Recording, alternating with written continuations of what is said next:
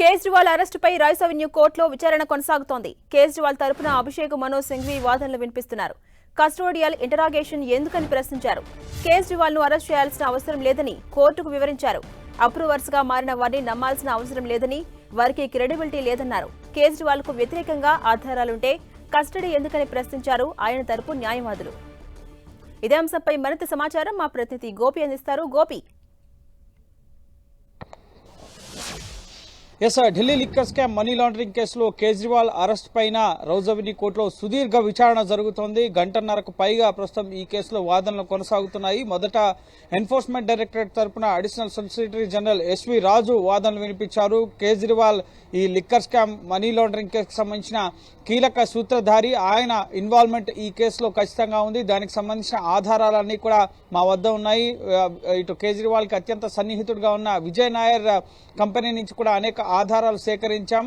WhatsApp chats కానీ, audio records కానీ అన్ని కూడా కేజ్రీవాల్కి వ్యతిరేకంగా మా వద్ద ఉన్నాయి. నిందితులు ఇచ్చిన వాంగ్మూలాలు ఉన్నాయి. సో వాటి ఆధారంగానే కేజ్రీవాల్ని అరెస్ట్ చేశాం. అలాగే ఈ కేసులో 10 రోజుల కస్టడీకి కేజ్రీవాల్ని ఈడీ కోరడం జరిగింది.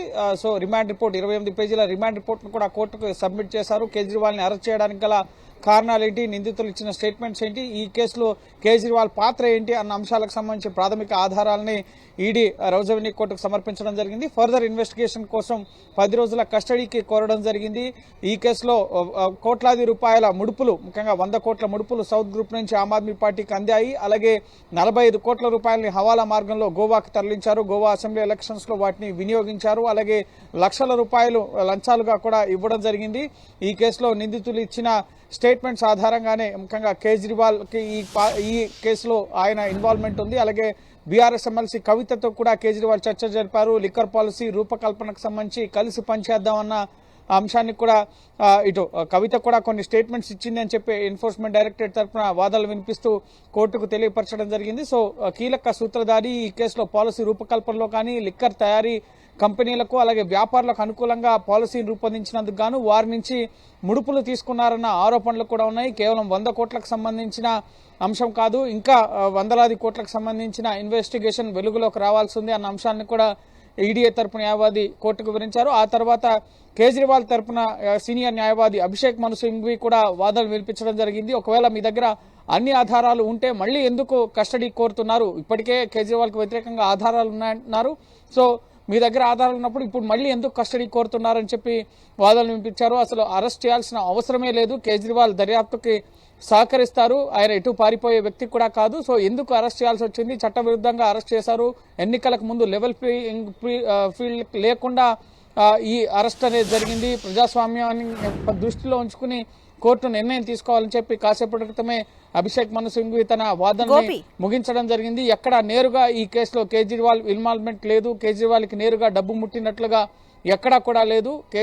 ఈ నిందితులు ఇచ్చిన స్టేట్మెంట్స్, వారు ముఖ్యంగా ఇచ్చిన స్టేట్మెంట్స్ కి క్రెడిబిలిటీ లేదు, వారు అప్రూవర్లుగా మారిన వారిని నమ్మడానికి కూడా లేదు అని చెప్పి అభిషేక్ మను సింఘ్వి వాదనలు వినిపించడం జరిగింది. సో సుదీర్ఘ విచారణ అయితే ప్రస్తుతం కావేరీ బెంచ్ ముందు ప్రస్తుతం జరగడం జరిగింది. సో మరి కాసేపట్లో కోర్టు తీర్పును రిజర్వ్ చేసి ఈ కేజ్రీవాల్ ఈడీ కస్టడీకి సంబంధించి ఎటువంటి నిర్ణయం తీసుకోబోతుందనేది మరి కాసేపట్లో స్పష్టత రాబోతోంది. సో ఈడీ మాత్రం ఈ కేసులో కేజ్రీవాల్ కీలక సూత్రధారి అని చెప్పి వాదనలు వినిపించారు. అభిషేక్ మను సింఘ్వి మాత్రం ఈ కేసులో కేజ్రీవాల్కి ఎటువంటి డైరెక్ట్ ఇన్వాల్వ్మెంట్ లేదు, ఆయనకు డబ్బు ముట్టినట్లుగా ఎక్కడా నేరుగా ఆధారాలు లేవు, అలాగే వాంగ్మూలాలు ఇచ్చిన వారిని నమ్మడానికి వీల్లేదు, వారికి క్రెడిబిలిటీ లేదు అన్న అంశాన్ని కూడా ఇటు కోర్టు ముందు ఉంచడం జరిగింది. ఆయన ఒక ముఖ్యమంత్రి, సిట్టింగ్ ముఖ్యమంత్రి, దేశంలో తొలిసారి ఒక సిట్టింగ్ ముఖ్యమంత్రిని అరెస్ట్ చేశారు. సో ప్రజాపాలన కూడా దృష్టిలో ఉంచుకోవాలన్న అంశాన్ని కోర్టు ముందుకు తీసుకెళ్లడం జరిగింది. సో చూడాలి కోర్టు ఎటువంటి ఉత్తర్వులు ఇస్తుంది.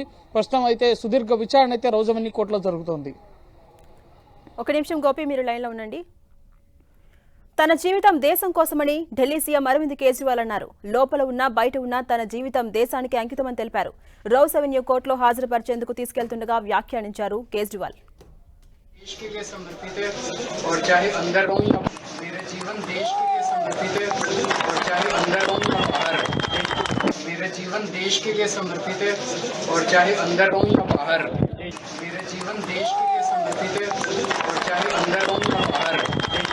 अविन सर कुछ कहना है, कुछ संदेश सर?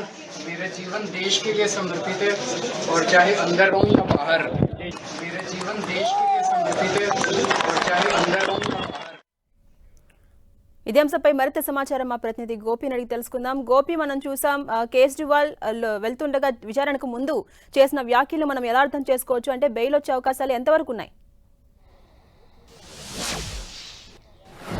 సార్, కేజ్రీవాల్ని కోర్టులో ప్రొడ్యూస్ చేసే ముందు ఆయన తన అరెస్టుకు సంబంధించి మీరు ఏమన్నా చెప్పాలనుకుంటున్నారా, ఏమైనా సందేశం ఇవ్వాలనుకుంటున్నారా అని చెప్పి అక్కడ ఉన్న విలేకరులు అడిగినప్పుడు, నా జీవితం దేశం కోసం అంకితం, అది జైలు లోపల ఉన్నా బయట ఉన్నా సరే దేశం కోసం నా జీవితం అంకితం అని చెప్పి కేజ్రీవాల్ వ్యాఖ్యానించడం జరిగింది. సో సామాజిక మాధ్యమాల్లో ప్రస్తుతం ఇది ట్రెండింగ్లో ఉంది. ఆమ్ ఆద్మీ పార్టీ శ్రేణులు, ఆమ్ ఆద్మీ పార్టీ కూడా దీన్ని ట్వీట్ చేయడం జరిగింది. సో ఖచ్చితంగా నేను దేశం కోసం పనిచేస్తున్నాను, ఢిల్లీలో అనేక మార్పుల్ని తీసుకురావడం జరిగింది. కేజ్రీవాల్ ప్రభుత్వం ఎటువంటి అవినీతి లేని ప్రభుత్వంగా మేము కట్టర్ ఇమాందారీగా మేము పాలన అందిస్తున్నాం మొదటి నుంచి కూడా చెప్తున్నారు. ఇదంతా కూడా బోగస్ కేసు, కేవలం కక్ష సాధింపు చర్యలో భాగంగానే ఆమ్ ఆద్మీ పార్టీని ఏర్పాటు చేసిన 10 ఏళ్లలోనే ఒక జాతీయ పార్టీగా ఎమర్జ్ అయింది. 2 రాష్ట్రాల్లో ప్రభుత్వాన్ని ఏర్పాటు చేసింది. ఢిల్లీలో విద్యా వ్యవస్థలోనూ, అలాగే విద్యుత్ విషయంలోనూ, అలాగే వైద్య విధానాల్లోనూ అనేక మార్పులు తీసుకొచ్చి రోల్ మోడల్గా నిలిచిన party Aam Aadmi party. So అటువంటి పార్టీని ఇప్పుడు లోక్సభ ఎలక్షన్స్లో ఎదుర్కోలేక మోడీ దేశంలో ఎవరికైనా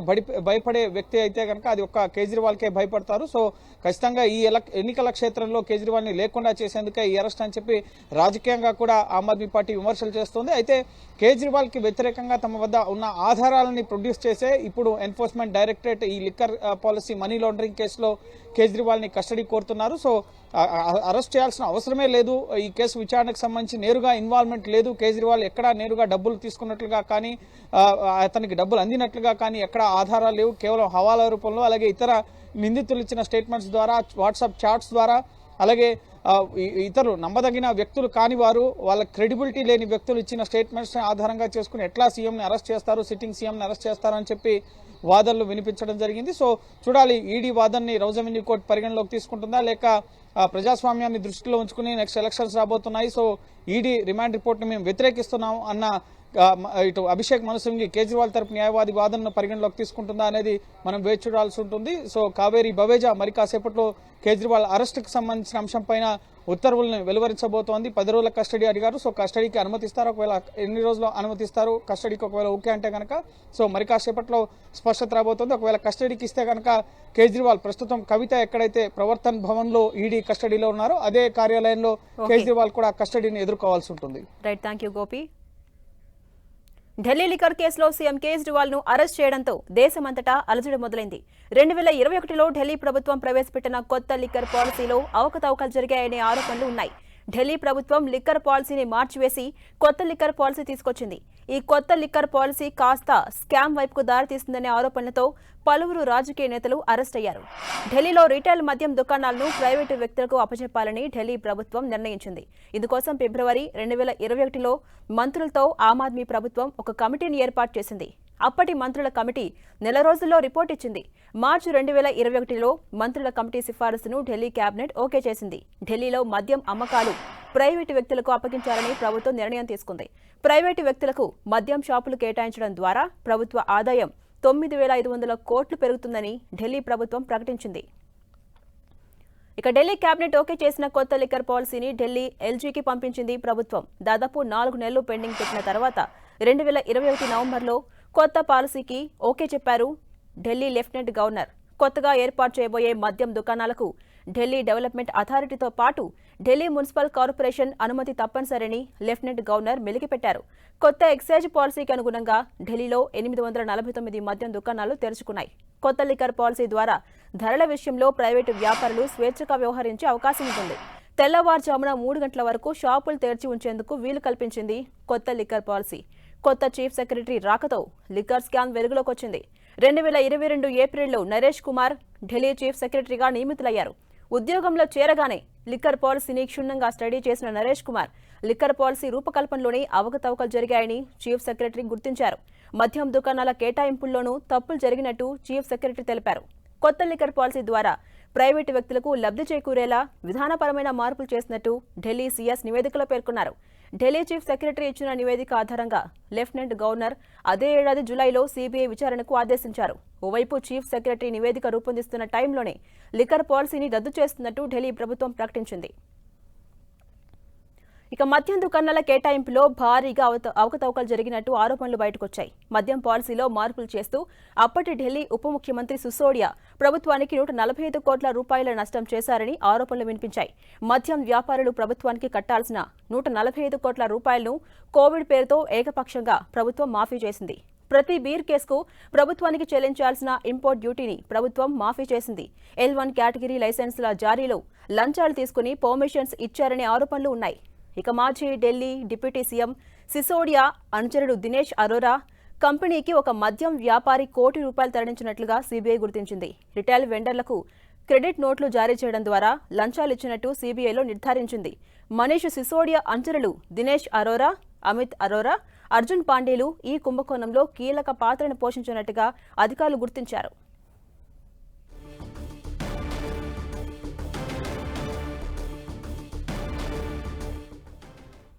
లిక్కర్ స్కామ్లో ఢిల్లీ సీఎం అరవింద్ కేజ్రీవాల్ కుట్రదారుడని ఈడీ ఆరోపించింది. కిక్ బ్యాంక్ రూపంలో సౌత్ గ్రూప్ 100 కోట్లను ఆప్ నేతలకు చెల్లించారనే ఆరోపణలున్నాయి. మద్యం దుకాణాల కేటాయింపుల్లో అవకతవకలు జరిగాయని, మద్యం దుకాణాల కేటాయింపులో నిబంధనలకు విరుద్ధంగా గుత్తాధిపత్యం కనిపించిందని ఈడీ తెలిపింది. మద్యం పాలసీలో మార్పులు చేస్తూ ఢిల్లీ ఉప ముఖ్యమంత్రి సిసోడియా ప్రభుత్వానికి 145 కోట్ల రూపాయల నష్టం చేశారని, మద్యం వ్యాపారులు ప్రభుత్వానికి కట్టాల్సిన 145 కోట్ల రూపాయలను కోవిడ్ పేరుతో ఏకపక్షంగా ప్రభుత్వం మాఫీ చేసిందనే విమర్శలు ఉన్నాయి. అలాగే ప్రతి బీర్ కేసుకు ప్రభుత్వానికి చెల్లించాల్సిన ఇంపోర్ట్ డ్యూటీని ప్రభుత్వం మాఫీ చేసిందని, L1 కేటగిరీ లైసెన్సుల జారీలో లంచాలు తీసుకుని పర్మిషన్స్ ఇచ్చారని ఈడీ తెలిపింది. అప్పటి ఢిల్లీ ఉప ముఖ్యమంత్రి మనీష్ సిసోడియా అనుచరుడు దినేష్ అరోరా కంపెనీకి ఒక మద్యం వ్యాపారి ₹1 కోటి తరలించినట్టుగా సీబీఐ గుర్తించింది. రిటైల్ వెండర్లకు క్రెడిట్ నోట్లు జారీ చేయడం ద్వారా లంచాలు ఇచ్చినట్టు సీబీఐ గుర్తించింది. సిసోడియా అనుచరులు దినేష్ అరోరా, అమిత్ అరోరా, అర్జున్ పాండేలు ఈ కుంభకోణంలో కీలక పాత్రను పోషించినట్టుగా ఈడీ అధికారులు గుర్తించారు.